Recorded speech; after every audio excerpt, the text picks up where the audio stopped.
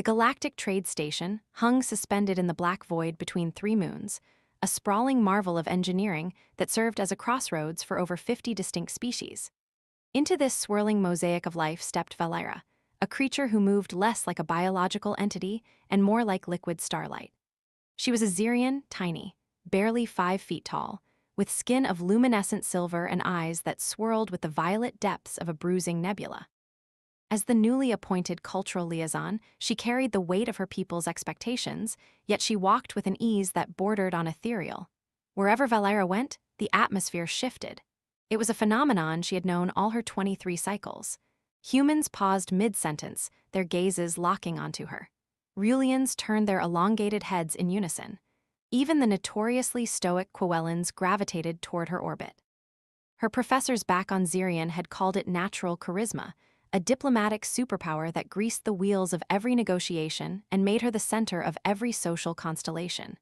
It was a burden, certainly, the constant, suffocating adoration, but one she bore with the grace of a martyr. In the grand theater of life, we often mistake the spotlight for sunshine, never realizing that being watched is not the same as being seen. Valera's destination was the engineering sector, a realm of grease and grit far removed from the polished diplomacy of the upper decks. She needed approval for atmospheric modifications to the Xerian quarters, a task requiring the signature of a human engineer. She entered the bay, and the familiar pattern rippled through the room. Work stalled, technicians stood, and eyes glazed over. Valera offered her practiced smile, the one that usually melted resistance like wax. She approached the main desk where a human male, hunched over a holographic display, remained completely oblivious. "Excuse me," she said, her voice a melodious chime meant to command attention. The engineer, whose name tag Red Cross, didn't look up. He simply held up a finger. "Give me 30 seconds. If I don't stabilize this frequency modulation, we'll lose gravity in Sector 7. Valera blinked, stunned. Silence was a stranger to her. Waiting was an alien concept. She stood there unmoored as Daniel Cross manipulated his controls with clinical efficiency. Only when the display flashed green did he finally turn. His brown eyes met hers, and for the first time in her life, she saw pupils that didn't dilate with artificial affection. They were just eyes. "Now," Daniel said, "what can I help you with?" She slid her data pad across the desk, leaning forward in a pose calculated to expedite favors. "I need atmospheric modifications approved." Daniel scanned the data with the detachment of a machine. "Denied. These humidity levels would cause condensation in adjacent quarters. Reduce them by 15% or install vapor barriers." "Surely we could make an exception," Valera tried, tilting her head. "Physics doesn't make exceptions," Daniel replied flatly. "Neither do I." Frustration, hot and unfamiliar, spiked in her chest. She listed her titles, her status, her importance. Daniel cut her off with a brutal truth that shattered her world. "Would you like to know the actual reason everyone is so accommodating?" He stood, maintaining a professional distance that felt like a chasm. "Your species produces a complex pheromone compound.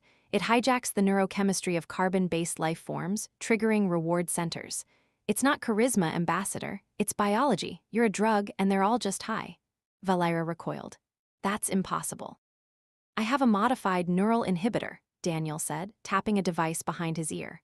"For the first time in your life, someone is talking to the real you, not the chemical cloud." The revelation sent Valera spiraling. Every friendship, every victory, every lover, was it all a hallucination induced by her own skin? She fled to the observation deck, spending 3 days staring at the stars through transparent aluminum, dissecting her life under this painful new lens. It is a uniquely modern kind of despair, to discover that your entire identity is merely a glitch in someone else's programming. Daniel found her there, curled into a ball of silver light. He didn't come to gloat, but to offer a lifeline. He revealed he had been watching the security feeds, not the diplomat, but the person. He had seen her help a lost Melon child, share lunch with a maintenance worker, hold an elevator for a cargo team. Acts of kindness performed when no one was watching, when the pheromones promised no reward. "That tells me there's a real person under the chemistry," Daniel said softly. He offered her a bracelet, a pheromone neutralizer he had built. "It breaks down the compounds. If you wear this, you'll know every interaction is real." Terrified but desperate for truth, Valera clasped the bracelet around her wrist. The change in Daniel was instant. He relaxed, breathing easier as the bonfire of her presence dimmed to a candle. They talked for hours, not about trade deals, but about farmers and engineering disasters. Daniel recounted the time he accidentally reversed gravity in an ambassador's quarters, leaving an Altarian stuck to the ceiling admiring the art. Valera laughed, a genuine, snorting sound she had never allowed herself to make. Over the next 2 weeks, Valera navigated the station unfiltered. It was harder, negotiations took hours, not minutes. But when she closed a trade agreement with the Regalian ambassador, based on logic and compromise rather than biological compulsion, the victory tasted sweeter than anything she had ever known. Then came the test. The Xerian High Council arrived to evaluate her for a promotion to senior ambassador. High Counselor Nexim, his gold-flecked skin shimmering, expected her to use every advantage.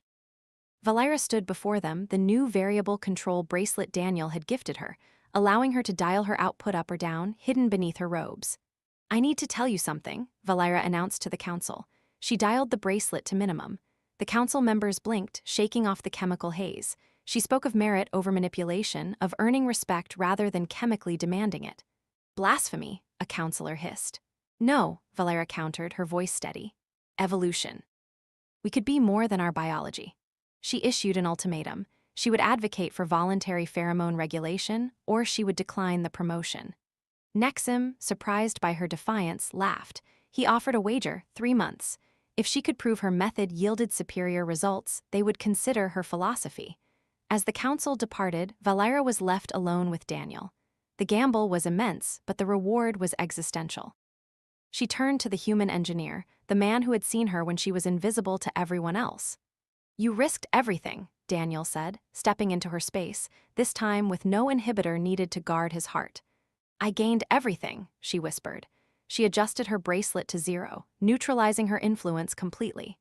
"Tell me, Daniel, am I still someone you want to spend your evenings with, now that I'm just a tiny alien girl?" Daniel answered by pulling her into an embrace, the first touch in her life she knew was entirely, beautifully voluntary. "You were never just anything, Val, you're extraordinary." She laughed into his chest, and yes, she snorted a little. For the first time, she didn't care about perfection. She was real. She was chosen.